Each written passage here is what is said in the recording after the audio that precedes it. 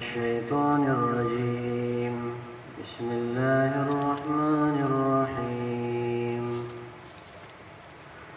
وإذ قال موسى لقومه يا قوم اذكروا نعمة الله عليكم إذ جعل فيكم أنبياء وجعلكم ملوكا وآتاكم ما لم يؤت أحدا من العالمين يا قوم ادخلوا الأرض المقدسة التي كتب الله لكم ولا ترتدوا على أدباركم فتنقلبوا خاسرين قالوا يا موسى إن فيها قوما جبارين وإنا لن ندخلها حتى يخرجوا منها فإن يخرجوا منها فإنا داخلون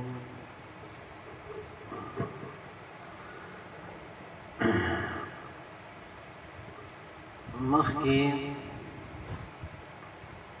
د بني اسرائیلو زیاتې ذکر شو اوس د دیو کمې ذکر کی کمې د دیو دا ده چې الله تعالی په حکم کې تاخیر وکړو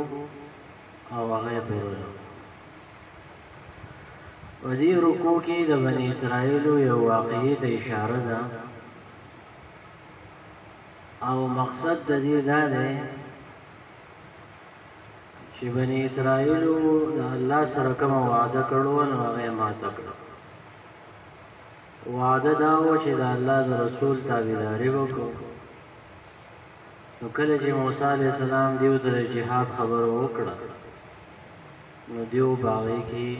سستی وکړه او جهاد یې ونه کړ امت مسلمه دا خبره ده چې کوم وعده تاسو کړلې هغه تاسو پوره کوئ الله او رسول سره کوم وعده کړلې هغه پوره کوئ او اسنه چې باغی کې تاسو تکاسل وکړئ ناراستی او کمزوري پکې وکړئ دا مقصد دی واقعیا دا و چې موسی علیہ السلام دا بنی اسرائیل د مصر راوېست د بنی اسرائیل خپل وطن چې دی هغه فلسطین دی فلسطین او د فلسطین نوم دی کنعان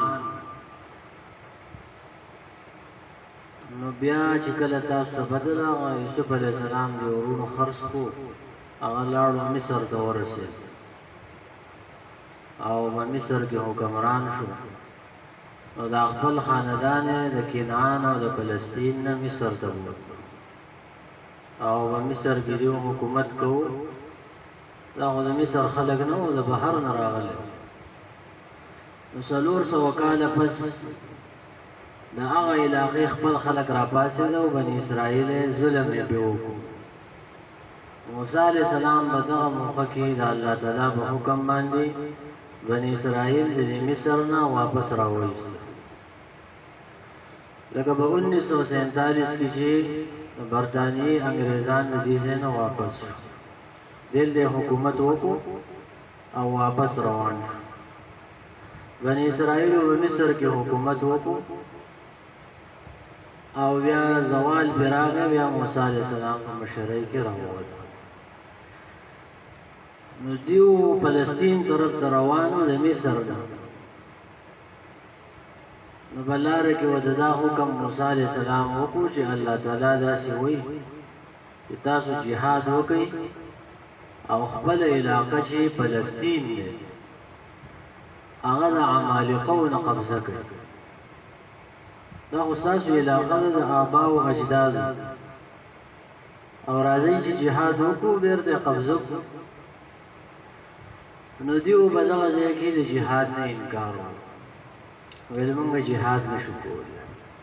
نو هغه واقعي د اشاره کیږي چې jihad دی ونه کو نو دیو سلویخ کاله سرګردانه ګرځېدله په دغه صحرای سینا کې. موسی علیه السلام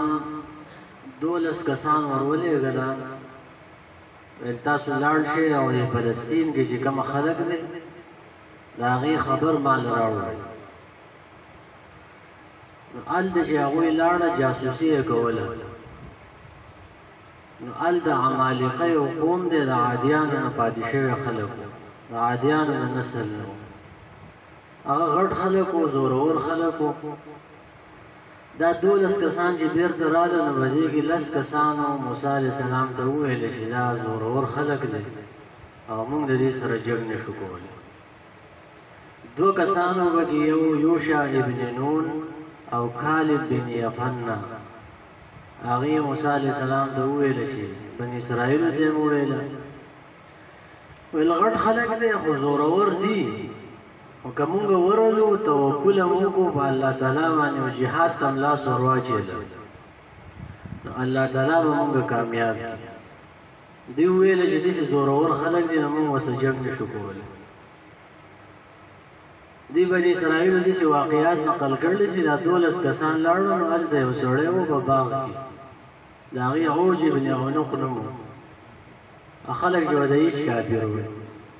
وایي هلته په باغ کې هیچ کافر وو. دا 12 کسان یې داسې په لاس کې ونیوه، دا 12 ورنه د خولې ته یې رانږدې کړه، ویل تاسو څه وایئ؟ ویل بس مونږ راغلي وو دلته د دې حالاتو جایزه م کول او عدالت کله چې مشر خواله بوتله هغې ویله واپس لاړ شئ او خپل قوم ته دغه شان خبره وکړئ چې داسې خلک دا روایت داسې دروغ دي مړه. لکه امام قرطبي دا هم نقل کړلی چې ده به سمندر کې مې ونیو د هیچ کافرو او بیا به یې نور ته ګرمو. او د نوح علیه السلام په وخت کې چې کومه سیلاب راغلی و نو دا د ده پړکي ته رسېدلی و. دا او 3,000 ګزه د ده قد. امام بخاري نقل کړلی نبی علیه السلام وایي چې آدم علیه السلام 18 ګزه و، د هغه نه الله تعالی غټ څوک نه دی پیدا کړی. دا خلک زورور وو، دومره زورور هم هم تقریبا 8 ګزه داسې قد به وو. د عادیانو نسل به وو، نو زورور خلک وو. دغه خبرې هسې دروغ دي چې هیچ کافر وو. او دا خلک یهود ابن عنق ته وایي غټ سړی و، زورور سړی. دې سبق د غوږ کې دی. وإذ قال موسى کله چې وویل موسی علیه السلام لقومه خپل قوم ته یا قوم ای زما قومه اذکروا نعمت الله یاد کړئ نعمت الله علیکم په تاسو باندې. نعمت سره دا دی اذ جعل فیکم انبیاء څه وخت چې ګرځولی دي فیکم په تاسو کې انبیاء ډېر انبیاء. دا یو لوی نعمت دی، معنوي نعمت دی او اخروي نعمت دی چې په یو قوم کې پیغمبران دي. پیغمبر چې په یو قوم کې دا د قوم خوش قسمتي ده. نن سبا مسلمانان ګرځي چېرته لیډر نه پیدا کېږي. په ټوله دنیا کې چېرته لیډر نشته. یو پیغمبر ورې لیډر یې ټوله دنیا د هغه مقابله نشي کولی. په قوم کې پیغمبران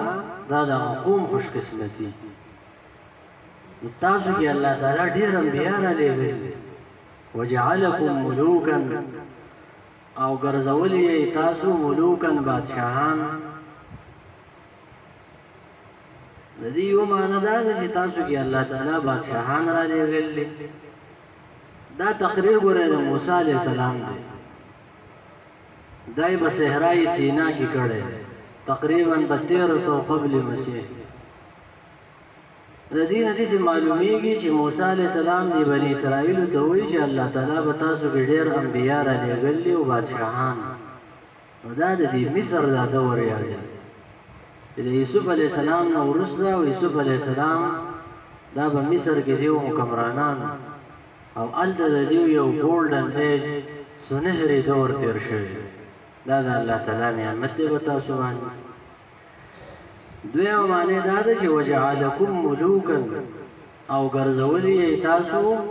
آزاد د فرعون فرعون به تاسو باندې ظلم کوو الله تعالی دې تاسو را خلاص کړ وس جهاد وکړ وآتاكم والله درکړي دې تاسو ته ما هغه سلام یؤتي احدا چې نه دې ورکړي وي چاته من العالمین د مخلوقاتنا چې هغه د فرعون نه نجات ده من او سلوادي د کانې نه وبره ایستلې توحید دې د ځمکې مشري یا قوم ایزما قوم ادخلوا الارض المقدسه التي داخل شیطان ځمکې مقدسي او پاکي هغه ته كتب الله لكم چې الله تعالی تاسو لپاره لیکل د دین مراد د شام ځمکه د فلسطین پکې شامل دی دمشق پکې شامل دی اردن پکې هم شامل دی دغه ځمکې ته داخل شي كتب الله هغه ځمکه چې الله تعالی تاسو لپاره لیکل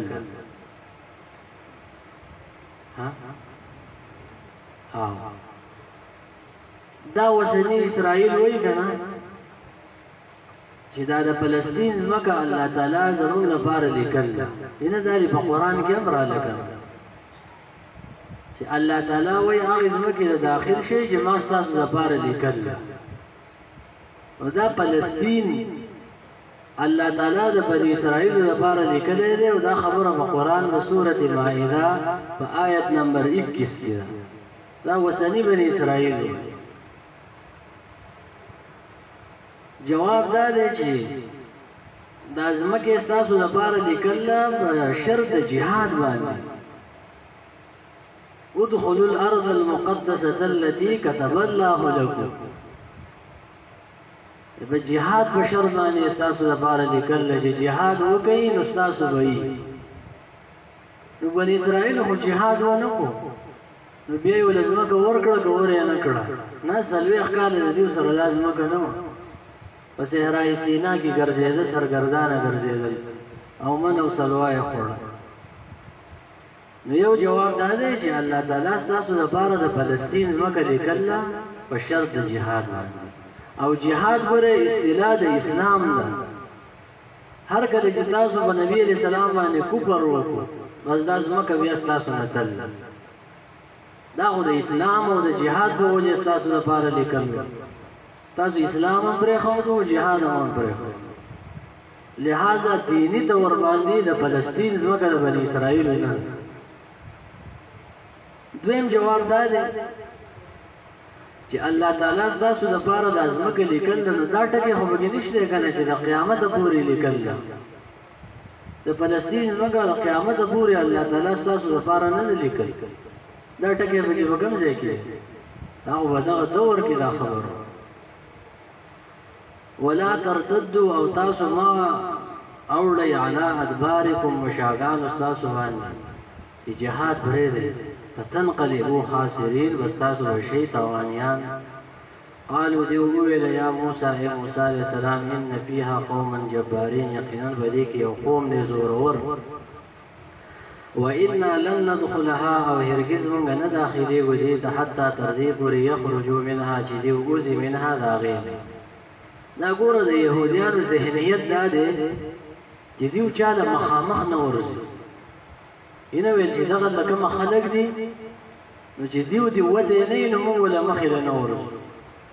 دا د يهوديانو مزاج دی ور دیو په میدان جنگ کې ورې جنگ نه کوي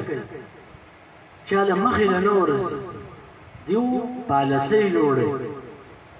دیو چلونه جوړي د ملکونو ته تباہ کولو دې دا مزاج دی دې ځنه معلوم به حیاي به مسلمانانو کې پیدا کوي و ان لن ندخلها او هرگز من داخلي وهغه حتى يخرجوا منها جديو تراوزي